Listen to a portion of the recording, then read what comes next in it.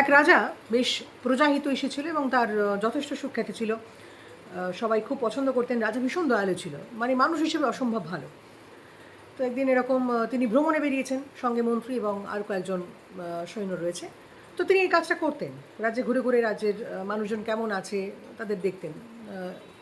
তো হঠাৎ একদিন একটা চন্দন কাঠের দোকানের সামনে তিনি যান এবং কী মনে হলো তিনি মন্ত্রীকে বললেন যে এই লোকটাকে ফাঁসি দিয়ে দাও, হঠাৎ করে। তো মন্ত্রী অবাক হয়ে গেলেন, বললেন যে জীবনে কোনোদিন এই কথাটা রাজা বলেন না, আজকে হঠাৎ করে কী হলো। এবং তিনি এতটাই বিবেচক মানুষ, মানে বিনা দোষে কাউকে শাস্তি দেন না, কিন্তু হঠাৎ করে তিনি কী মনে হলো এ কথা বললেন কেন। তো উনি একটু অদ্ভুত অবাক হয়ে বললেন, কেন মহারাজ কী করেছেন ইনি। বলে জানি না, আমার কেন জানি না মনে হচ্ছে একে শাস্তি দেওয়াটা উচিত, একে ফাঁসি দেওয়া উচিত, দরকার আছে। মন্ত্রী অবাক হলো, বেশ কয়েকবার জিজ্ঞাসা করেছে, বলে জানি না, আমার বুঝতে পারছি না, কিন্তু আমার মনে হচ্ছে এর এর দরকার আছে, এর বেঁচে থাকার দরকার নেই। ব্যাস এই কথাটাই বলেছেন, আর কিছু বলেননি, মন্ত্রীও কিছু জিজ্ঞাসা করেননি। তা পরের দিন মন্ত্রী ভাবলো এই দোকানে একটু যাই, একটু বেশ বদল করে। মন্ত্রী যখন দোকানে গেলেন, দোকানে গিয়ে দোকানের যে মালিক তার সাথে কথাবার্তা বলে তিনি বুঝতে পারলেন যে দোকানের মালিক হচ্ছে চন্দন কাঠ বিক্রি করে। তো মালিক খুব বিলাপ করে বললেন যে এখানে লোকজন আসে, বলে খুব ভালো কাঠ, গন্ধ শুকে চলে যায়, বিক্রি হচ্ছে না। মানে এতটাই খারাপ অবস্থা আমার ব্যবসার যে কী খেতে দেবো তাই তো জানি না, মানে। এবং আমি ছাড়া এখানে আর কোনো ডিলারও নেই, অথচ আমার দোকানে বিক্রি একদম বন্ধ। আমি একটা জিনিস ভাবছি, আমার দিন ফেরাতে পারে একমাত্র মহারাজ। তো মন্ত্রী তো বেশ বদল করে রয়েছেন, তিনি বললেন কী করে আপনার দিন ফেরাবেন তিনি। বললো কেন, তিনি যদি মরেন তাহলে খুব ভালো হয়, তাহলে আমার এখান থেকে প্রচুর পরিমাণ চন্দন কাঠ বিক্রি হবে এবং তার জন্য একটা ভালো রকম পাবো, আমি পয়সা পাবো। তো সেটাই আমি চাইছি যে রাজা কত তাড়াতাড়ি মারা যান সেটা খুব গুরুত্বপূর্ণ। তো বললো মহারাজ তো ভীষণ ভালো। বলে দেখুন, ও ভালো দিয়ে কী হবে, আমি চাই উনি খুব তাড়াতাড়ি মারা যান, যাতে আমার দোকানের হাল ফেরে এবং আমার যাতে সংসার খুব ভালো করে চলে। তো মন্ত্রী বুঝতে পারলেন জিনিসটা, যে এক্স্যাক্টলি কী হয়েছে। কী হয়েছে সেটা যারা বুঝতে পেরেছেন আমি পরে বোঝাচ্ছি আবার। তো মন্ত্রী কী মনে করলেন, বেশ কয়েকদিন যাওয়ার পর তিনি নিজের রূপেই ফিরলেন, অর্থাৎ মন্ত্রী হিসেবেই এলেন। এসে বললেন যে আপনারা কাজ করুন, আপনি আমার কিছু চন্দন কাঠ দিন, সব থেকে বেস্ট কোয়ালিটির দেবেন। তো দিয়েছে, সেটাকে ভালো করে প্যাক করে দিয়েছে এবং সেটা তিনি রাজদরবারে মহারাজের কাছে নিয়ে গেছেন। গিয়ে বললেন যে মহারাজ, ওই চন্দন কাঠের যে দোকানটা দেখেছিলেন, তো সেখানকার মালিক আপনার জন্য এটা পাঠিয়েছেন, খুব সুন্দর গন্ধ, তো সে চেয়েছে যে আপনার কাছে এটা পাঠাতে। তো রাজা একটু অবাক হয়ে বললেন, করে চন্দন কাঠের মালিক, যাকে বললাম ফাঁসি দেওয়ার কথা, তো সে আমাকে পাঠিয়েছে কেন, উপঢৌকন নাকি, কিসের জন্য। তো বলে তা তো জানি না, মানুষটা ভালো কিন্তু পাঠিয়েছে, আপনি একটু দেখুন না। তো যখনই খুলেছে ব্যাপারটা, তখন অসম্ভব খুশি হয়ে গেছেন মহারাজ, বলছে এত সুন্দর গন্ধ। তো বলছে আচ্ছা এমনি এমনি পাঠিয়েছে, কোনো পয়সা নেয়নি। বলো না না, পয়সা করি কিছু নেয়নি, এমনি পাঠিয়েছে, ভালোবেসে শ্রদ্ধা সহকারে পাঠিয়েছে। তো মহারাজ বললেন যে হ্যাঁ হ্যাঁ, এটা ভালো মানুষ, আমি কী করে তার খারাপ চাইলাম আমি তো বুঝতে পারছি না।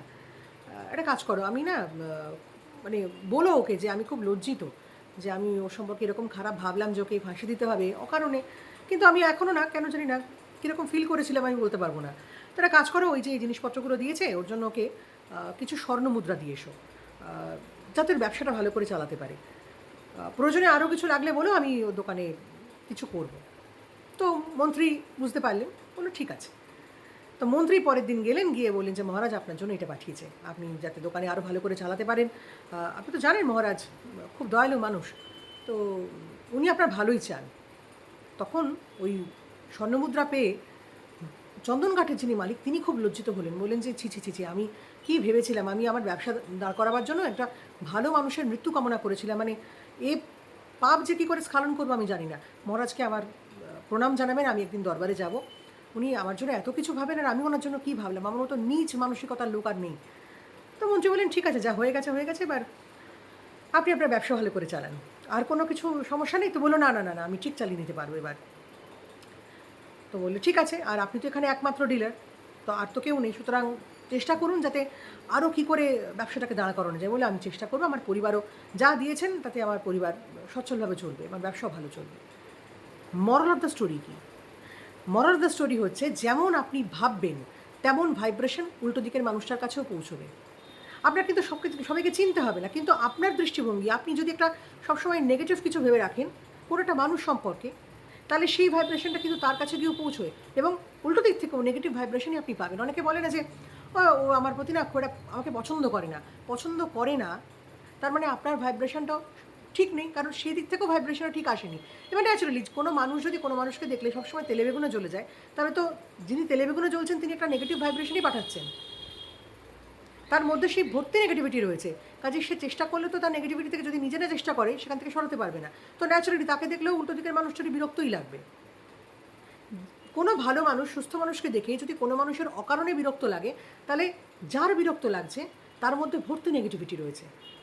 সে ওই ভাইব্রেশনটা পাঠাচ্ছে এবং ক্ষণকালের মধ্যেই যদি না উল্টো দিকের মানুষটা সাংঘাতিক হাই ভাইব্রেশনের লেভেলের মানুষ হন বা তার মধ্যে যদি কোনো এফেক্ট না ফেলতে পারেন, তার অরা যদি সাংঘাতিক মজবুত হয়, তাহলে ঠিক আছে, তাহলে সব ফালতু জিনিস গায়ে লাগবে না।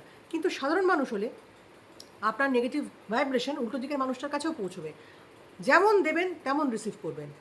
কাজেই সবার আগে নিজেকে ঠিক করুন, আগে নিজে জানুন, নিজেকে চিনুন।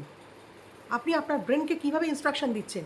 একটা মানুষ আসছে, একটা মানুষ সুস্থভাবে কাজ করছে, পছন্দ হচ্ছে না, আপনি তাকে জানার তাই কথা বললেন, অর্থাৎ আপনার মধ্যে যে নেগেটিভিটিটা সেটা আপনি সেখানে প্রচার করে দিচ্ছেন। আপনার সবসময় তাকে দেখা করতে হবে, তার সঙ্গে কিছু মিশতে হবে তাও নয়। আপনার প্রেজেন্সটাই এমন একটা ভাইব্রেশন তৈরি করবে, উল্টো দিক থেকে মানুষটাও সেটাই রিসিভ করে আপনাকে সেটাই দিয়ে যাবে। এইটা হচ্ছে মূল বিষয়। কাজেই নিজেকে ঠিক করুন, খুব ইম্পর্ট্যান্ট। ভালো থাকুন।